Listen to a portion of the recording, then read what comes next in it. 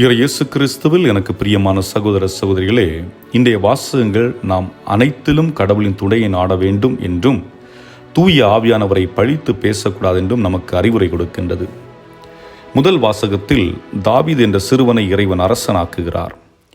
இறைவன் அவருடைய புற அடையாளத்தை வைத்து தாவீதை தேர்ந்தெடுக்கவில்லை, மாறாக அவரது அகத்தை பார்க்கிறார். இதைத்தான் 1 சாமுவேல் 16 அதிகாரம் 7 இறை வார்த்தையில் பார்க்கின்றோம். ஆண்டவர் கூறுகிறார், மனிதர் பார்ப்பது போல் நான் பார்ப்பதில்லை. மனிதர் முகத்தை பார்க்கின்றனர், ஆண்டவரே அகத்தை பார்க்கின்றார். காரணம், தாவீது அரசர் கடவுளுக்காக எதையும் செய்ய துணிந்தவர். ஆகவேத்தான் உடன்படிக்கை பேழை முன்பு தன்னை அறியாமல் நடனமாடிக்கொண்டே சென்றார்.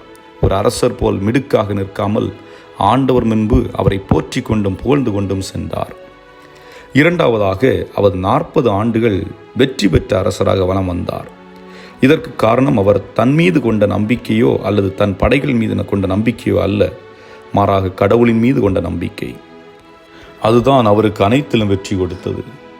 நமது தனிப்பட்ட வாழ்விலும் குடும்ப வாழ்விலும் பல நேரங்களில் கடவுளின் மீது நம்பிக்கை வைக்காமல், அவரிடம் ஒப்பு கொடுத்து பணியை தொடங்காமல் தன் மீது கொண்ட நம்பிக்கையில் செயல்படுவார்கள். பல நேரங்களில் அது தோல்வியையும் விரக்தியையும் கொண்டு வந்திருக்கும். நமது அன்றாட வாழ்வினை கடவுளின் கரத்தில் ஒப்பு கொடுத்து விட்டு பயணிப்போம், அனைத்தும் நல்ல விதமாக அமையும். இனி நற்செய்தியில் மன்னிக்க முடியாத குற்றம் என்று கூறப்படுகிறது. அது என்னவென்றால், தூய ஆவியை பழித்தால் மன்னிப்பு கிடையாது என்பதே. இதை எவ்வாறு புரிந்து கொள்வது? தூய ஆவியை பழிப்பது என்பது பலவீனத்தாலோ அல்லது அறியாமையில் செய்யக்கூடிய செயல் அல்ல. மாறாக தூய ஆவியாரின் துணையை, அவரது பணியை நமது வாழ்வில் இருந்து புறக்கணிப்பதோடு புரிந்துணர்வோடு வெறுத்து ஒதுக்குதல், வேண்டுமென்றே அவரை நிராகரித்தல். தூய ஆவியார் கடவுளின் அருளை சுமந்து வரக்கூடியவர். அவரை நாம் நிராகரிக்கும் போது நமது இதயத்தை நாம் மன்னிப்பு மற்றும் மீட்பு பெறாதபடியாக அடைத்து வைக்கிறோம்.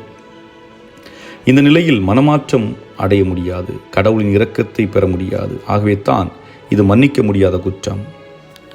ஆகவே இங்கு பயப்பட ஒன்றுமில்லை. நமது இதயத்தை திறந்து இயேசுவுக்கு கொடுப்போம். அவர் தூய ஆவியாரின் செயல்பாடுகள் நமக்குள் நடைபெற அனுமதி அளிப்பார். அதன் வழியாக நாம் கடவுளின் இரக்கத்தை பெற்று மகிழ்வோம். இறைவன் உங்களை நிறைவாக ஆசீர்வதிப்பாராக. ஆமேன்.